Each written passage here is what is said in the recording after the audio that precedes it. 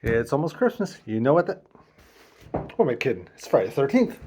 Ta-da. Here's my ranking of the 12 Friday the 13th movies. Let's go.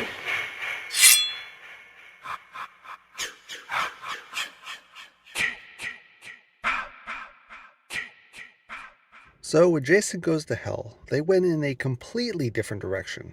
I mean, kudos for uniqueness, but it felt nothing like a Friday the 13th film. The whole invasion of the body snatchers thing was too much its own. It's like they just slapped Jason Voorhees on it and went in. There were a few really cool scenes though, but it really made you miss Hockey Mask Jason, who only shows up at the very beginning and very end. Speaking of the very end, with Freddy's glove coming up to drag Jason's mask down with him, it was great to see and it got you hyped, but it was also frustrating because you had to wait an extra 10 years for that to actually come true. Oh, and Creighton Duke, my favorite character. So badass. Wish there was more of him. With Jason Takes Manhattan, awesome premise. It takes him out of Crystal Lake into the big city. The sky's the limit for him. Unfortunately, budget cuts killed this idea. Pretty much Jason on a boat. I'm sure we've heard this before. The characters are so cookie cutter and boring. Hair was definitely 80s though. Most of the ship scenes felt boring and tiresome. But once you get to New York, finally, it was really cool to see. Unfortunately, most of it was obviously shot in alleyways in Vancouver to hide it. I mean, New York City is not just alleyways, right? One of the best scenes, though, was Jason looking around in Times Square, one of those few times they actually were in New York to film. It also had one of the best kills of the series, the rooftop beheading. But the ending was absolutely terrible and so disappointing. So part 5, A New Beginning. This used to be my least favorite because it just paled in comparison to 4, which is one of my favorites. But over time I have really thought about it and I'm warmed up to it a bit. Now the acting is mainly bad, but props to the actor who played Tommy Jarvis. I think his name was John Shepard. He did a phenomenal job of really showing the struggle within. You felt for him right there. And he was so haunted by Jason, and it shows. Now, the whole imposter Jason, it could have been done very smoothly, but it feels like they rushed into it, and it felt derivative. I am glad they continue with the Jarvis story, and the psychology and trauma of his confrontation were great ideas, and done decently. And the addition of Reggie was really cool also. I felt like he was the next Tommy Jarvis if they continue with his character.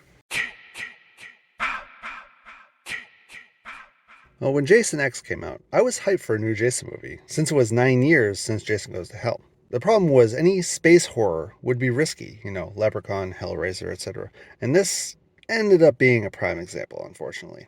For the most part, it ended up feeling pretty meh, and a little disappointing given that they had 9 years to figure something out. Uber Jason looked epic, and it had one of the best kills in the series, liquid nitrogen.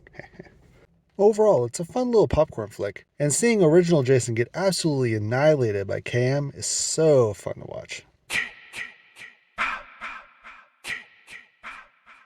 So the original is going to go here. It's one of the few successful slasher origins to copy from Halloween. Some believable and memorable characters, including Kevin Bacon. Good setting, smart use of the low budget. Pamela Voorhees, the villain of this movie, was portrayed pretty well by Bessie Palmer. And the ending, perfect jump scare right there. What brings us down is a lot of the scenes felt long and unnecessary though. Like, do we really need to see someone make tea the entire time? Are they just trying to get that hour and a half in? Still, a pretty solid start to the franchise, if not a little bit boring at times. Part 3, in 3D, is a fan favorite for many. I put it here, well, mostly because the 3D parts felt a little forced in most areas, and it tried to mimic the original a bit too much. The final gore confrontation felt nicely paced, and the kills were pretty good, and the origin reveal of the mask was pretty nice. Ending was almost great, the lady in the lake, really.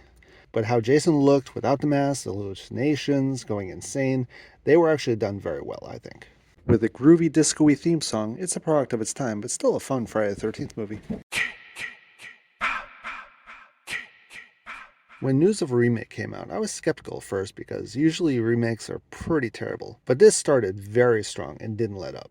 There are some good, if not cliched, characters. Jason felt like Rambo with his intellect, killer instinct, and that bow and arrow scene was really badass. It was very gritty and grimy, although a few of the shots were a bit too dark for most viewing environments. I think it ended up being a smart thing to combine parts 2 through 4 into this one movie, with the ending of part 1 sort of brought in as the prologue. All in all, definitely one of the better remakes out there, up there with Texas Chainsaw Massacre. Same director, by the way. So starting with the top 5, we have part 2, which I feel like is a great sequel, having the iconic Jason make his debut. Now with Jason, we really don't get the hockey mask yet. He's Sackhead Jason, but he's very menacing. They made the music feel very eerie and haunting. It's like Jason is a bit of a ghost. And I felt that was a good decision by the filmmakers. Characters are pretty fun, a little bit more memorable than part 1. And I think the setup is pretty smart for movie trajectory. 5 years passing, counselors getting ready to get everything put together for the kids for the summer. Ginny and Paul were a very strong final duo. And the interesting end with both Pamela's head on a shrine and Jason trying to resurrect her with offerings, the bodies, that was actually very cool. Ginny's psychological education and mindset was hinted at throughout the movie and used very smartly here at the end to confuse and take Jason down. Freddy vs. Jason was a long time coming, but it was worth the wait.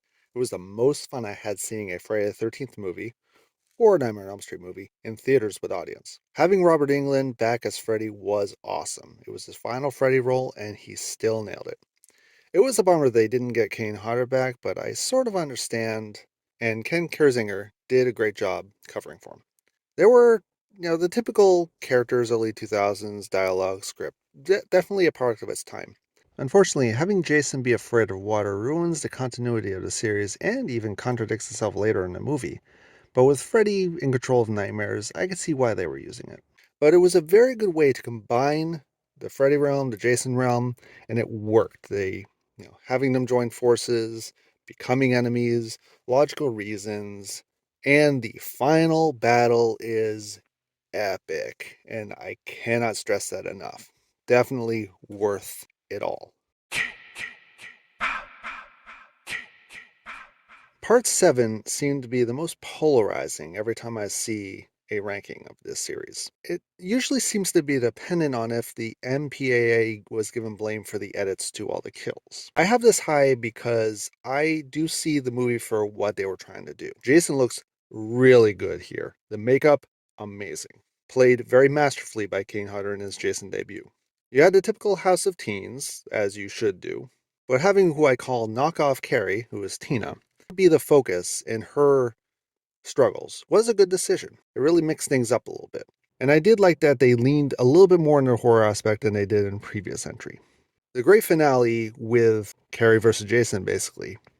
And there were some really nice, long drawn out battles, but it didn't overstay its welcome. It ended with an amazing house explosion, which you wouldn't expect in a Friday the 13th movie, but it works.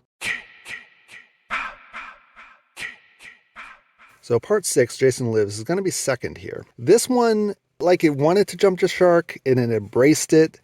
It was tongue-in-cheek without going overboard. Still holds all the elements of a Friday the 13th movie, and this time they actually get kids to appear for the camp, and the stakes feel higher as a result. Tommy Jarvis gets more time to shine in this and shows how legendary of a character he is in the series. It's a great opening without the typical series review at the start. They just went right into it. The dialogue was smartly written, well directed. So many nods to old monster movies and novels here, Frankenstein, even John Carpenter, all that fun stuff. It made it fresh and hip at part 6, which is no easy task. Very 80s, but not too cheesy 80s. And a killer Alice Cooper song. Very nice. Now, 4 and 6 are usually swapped as the top 2 in most people's lists. This one, part 4, final chapter, definitely my favorite.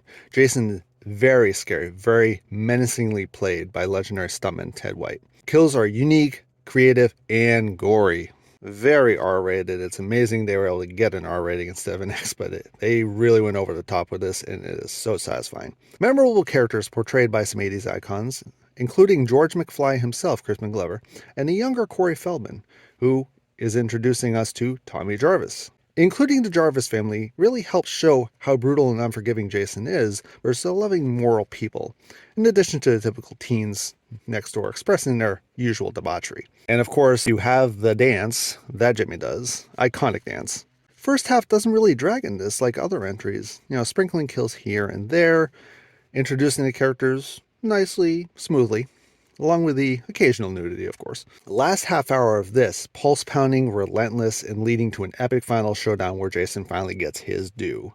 And who does it? A kid named Tommy Jarvis. What an entry, what a series. So that was my ranking of the 12 Friday the 13th movies. I want to know what ranking you guys have. Give me reasons. I respect them all. Even if my worst is your best, my best is your worst, whatever. I respect it. Just gotta have reasons. So tell me in the comments, and like if you like this, subscribe if you want more, and stay random.